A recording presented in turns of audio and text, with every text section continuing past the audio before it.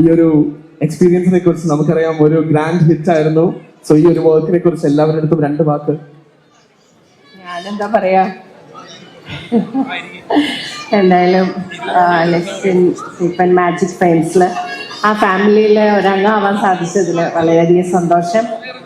പിന്നെ എന്താ പറയാ, എന്നെ എപ്പോഴും കണ്ടുകൊണ്ടിരിക്കുന്ന, വീണ്ടും വീണ്ടും പ്രോത്സാഹിപ്പിക്കുന്ന എല്ലാവർക്കും ഞാനിപ്പോഴും പണ്ടും സിനിമയിൽ വന്ന കാലം മുതൽ ദിലീപിൻ്റെ ചേച്ചിയായിട്ട് സഹോദരിയായിട്ടാണ് നടന്നുകൊണ്ടിരുന്നത്.